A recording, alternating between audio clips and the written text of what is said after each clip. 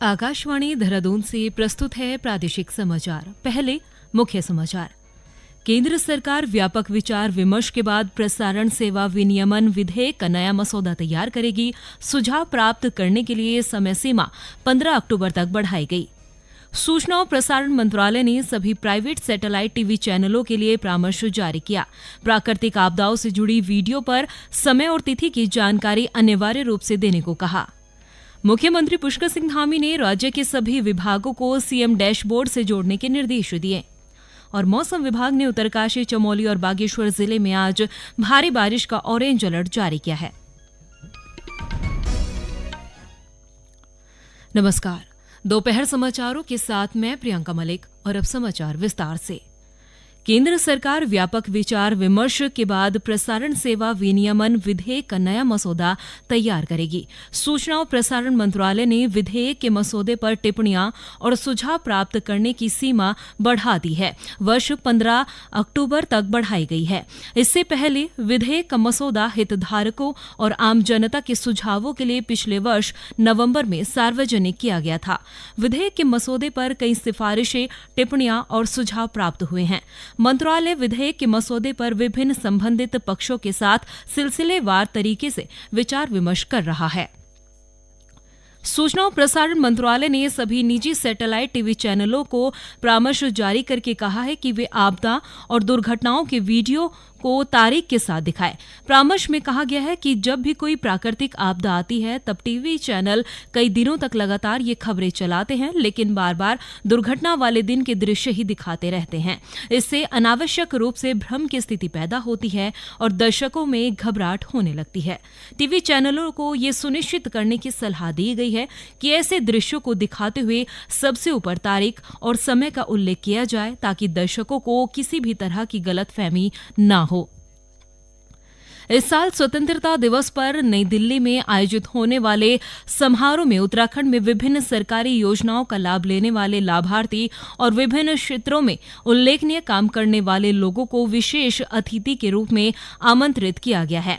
राज्य से 110 लोग नई दिल्ली में आयोजित होने वाले स्वतंत्रता दिवस समारोह में हिस्सा लेंगे।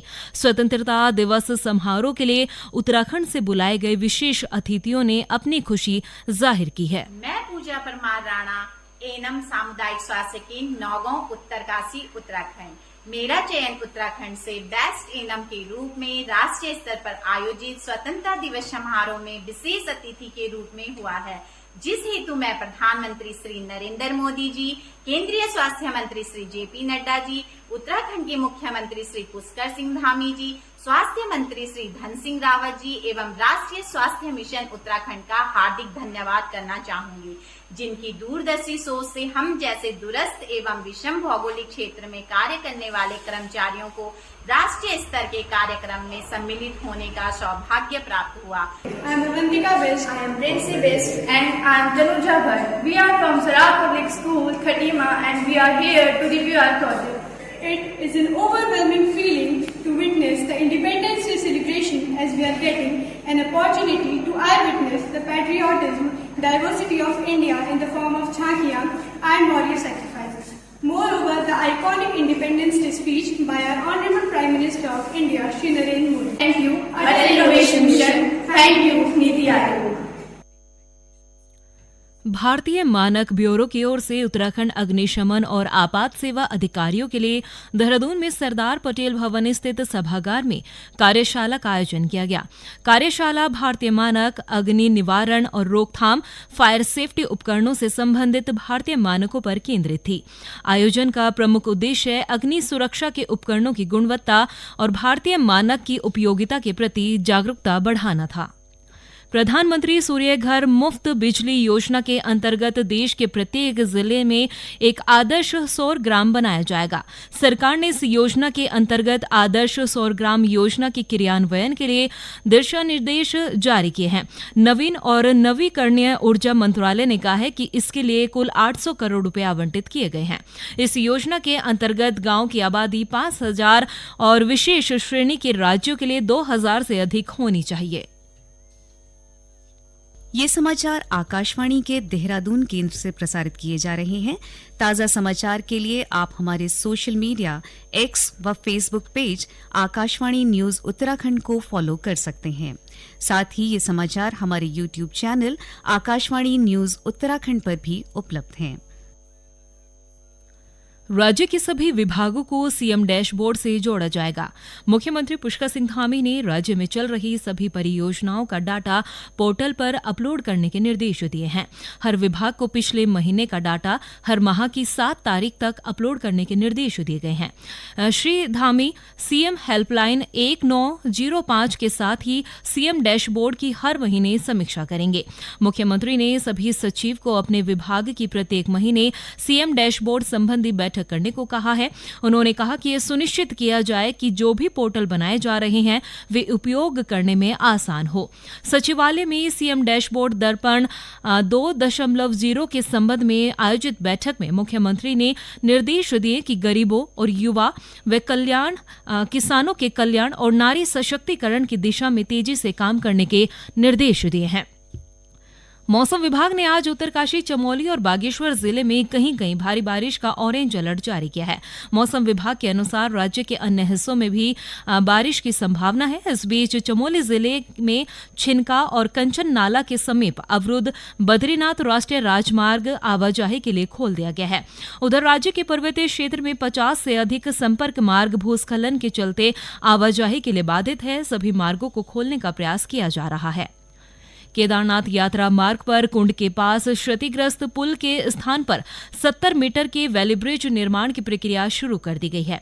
लोक निर्माण विभाग के राष्ट्रीय राजमार्ग खंड के अधिशासी अभियंता निर्भय सिंह ने बताया कि पिछले महीने 28 जुलाई को कुंड स्थित मंदाकिनी नदी पर पुल के पिलर की बुनियादी खोखली होने के बाद पुल पर वाहनों की आवाजाही बंद कर दी गई थी। उन्होंने बताया कि जल्द से जल्द वैली ब्रिज निर्माण शुरू किया जाएगा ताकि मार्ग पर हल्के और भारी वाहनों का आवागमन शुरू हो सके। चमोली के जिला अधिकारी हिमांशु खुराना की अध्यक्षता में जिला स्तरीय निराश्रित गोवंश समिति की बैठक का आयोजन किया गया। बैठक में जिले की नगरपालिका क्षेत्रों में निर्माणाधीन और संचालित गौसदनों की वास्तविक स्थिति की समीक्षा की गई। जिलाधिकारी ने थराली और कर्णप्रयाग में गौसदन निर्माण के लिए त्वरित कार्रवाई करने के निर्देश दिए।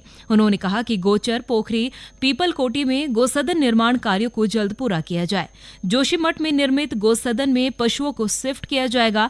गौसदन संचालन के इच्छुक गैर सरकारी संस्थाओं से जल्द आवेदन प्राप्त कर उनके पंजीकरण की कार्यवाही करने के निर्देश भी दिए। गौरतलब है कि जिला स्तरीय समिति की ओर से पशु कल्याण बोर्ड को राजकीय मान्यता के लिए नारायणबगड़, कर्णप्रयाग, गोपेश्वर, पोखरी और थराली से 5 गैर सरकारी संस्थाओं के प्रस्ताव भेजे गए हैं। वर्तमान में 7 नगरपालिका और नगर पंचायत क्षेत्रों में गौसदन स्थापना की कार्यवाही चल रही है। जिले के 2 गौसदनों को 23 लाख की धनराशि भरण पोषण मद में उपलब्ध कराई गई है। जिलाधिकारी ने बेसहारा पशुओं को आश्रय देने के लिए मिशन मोड में गौसदन का कार्य पूरा करने के भी निर्देश दिए हैं। रुद्रप्रयाग जिले की तुंगनाक घाटी के 6 गांव के ग्रामीणों ने श्रमदान कर राजकीय इंटर कॉलेज देड़ा तक वैकल्पिक रास्ता तैयार कर मिसाल पेश की है। 400 मीटर मुख्य पैदल मार्ग का निर्माण होने के बाद अब बच्चों को स्कूल जाने में आसानी हो रही है। गौरतलब है कि तुंगनाक घाटी में स्थित आकाश कामनी नदी पर बना पुल अतिवृष्टि में बह गया था। पुल बहने के बाद जीआईसी देड़ा, बरंगाली, हुडुगु समेत कई गांव के 250 छात्र छात्राएं स्कूल नहीं पहुंच पा रहे थे। इस समस्या के समाधान के लिए ग्रामीणों ने स्वयं रास्ता बनाने का जिम्मा उठाया। ग्रामीणों ने क्षेत्र का सर्वे कर 300 मीटर रास्ता तैयार किया। ग्राम प्रधान योगेंद्र सिंह नेगी ने बताया कि श्रमदान में 6 गांव के 40 से अधिक ग्रामीणों ने सहयोग किया है। और अंत में मुख्य समाचार एक बार फिर।